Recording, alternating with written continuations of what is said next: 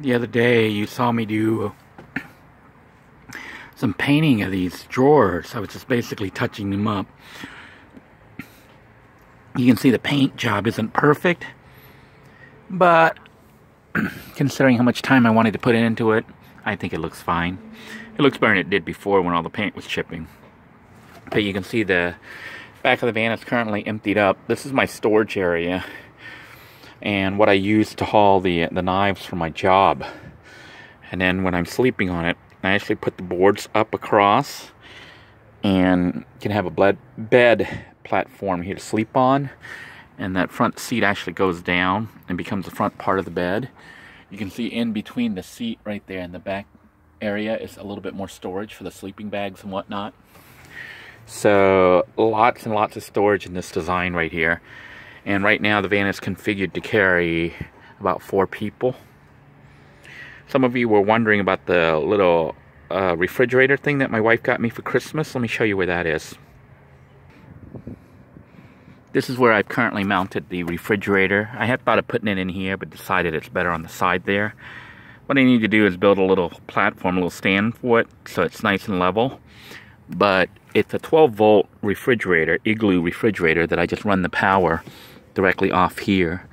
So it doesn't really hold a lot. Only holds like a little bit. So you can see I've got soda in here. Probably hold about 6 cans of soda, if even. So you can't really store too much in there, but could be good for 6 soda cans. I've also painted this spot right here, so it looks nice and clean now.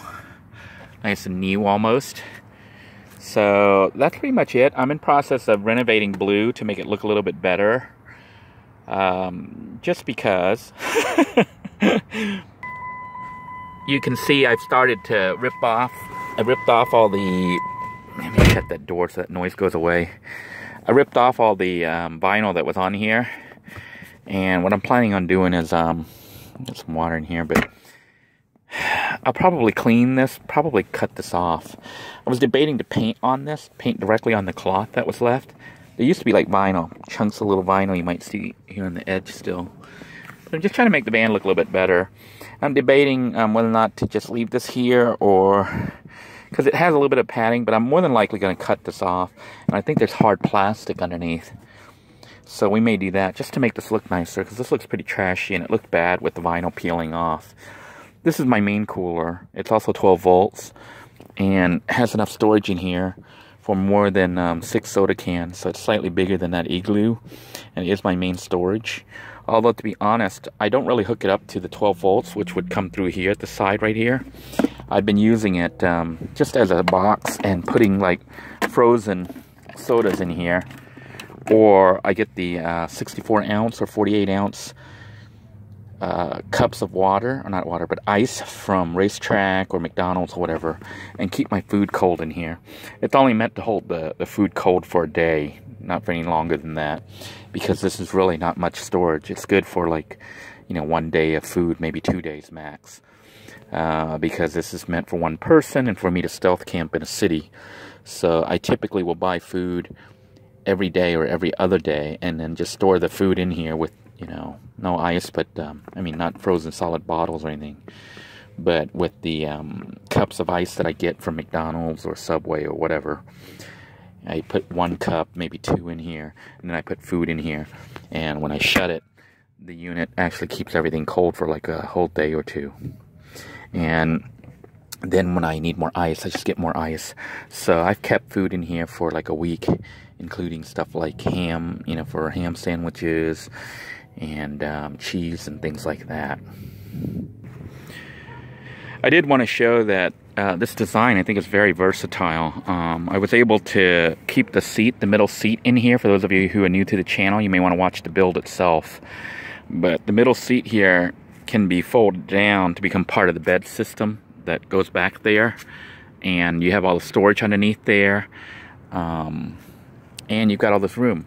And when you need the van to function as a regular, soccer mom type van, you can carry 3 passengers in here. So you can have like 4 people, 4 grown-ups inside this van. So I think it's a very versatile design and still has the capability of carrying all your stuff for pretty much full-time living. This is our battery unit with the house power system, and I've already covered it in detail, but I actually have an update on this and an issue that may develop if you use the lead acid house battery, RV batteries, or even the AGM batteries. I think I know of a problem, and I may have a solution. It has to do with those batteries dying. I just got this battery a short time ago. I don't know if you guys recall that, and it looks like it's dying again. And I think what it comes down to is I'm charging it too fast.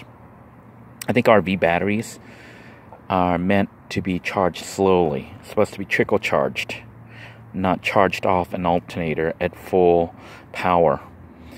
And I think when you do that, you're killing the battery.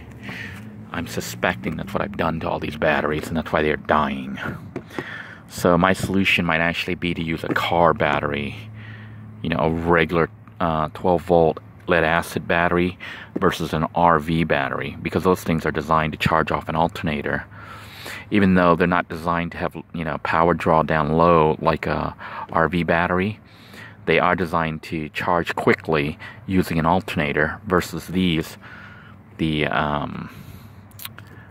what do they call them, like the trolling or RV, boat or RV batteries, because I think when I charge them quickly, I kill them.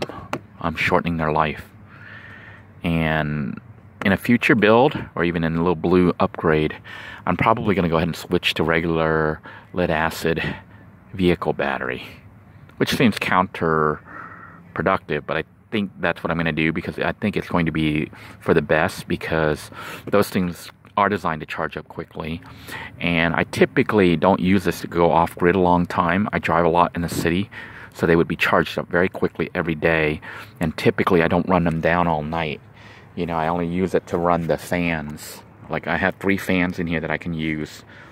And also the other thing is for cooking, I use the inverter. This is what I mean when you guys hear me talk about the inverter cooking system. The 12 volts is drawn from this house battery up to the system here, which is a power inverter, and it converts 12 volts to 120 volts. It converts 12 volt DC to 120 volts AC, which means I can then run regular appliances like my rice cooker, power drill, and anything else I need. This is only I think it's a 750 watt inverter, but it's been more than adequate for my needs. But I am probably going to go ahead and switch the battery out and use the RV battery. I'll keep using it for now because it still works.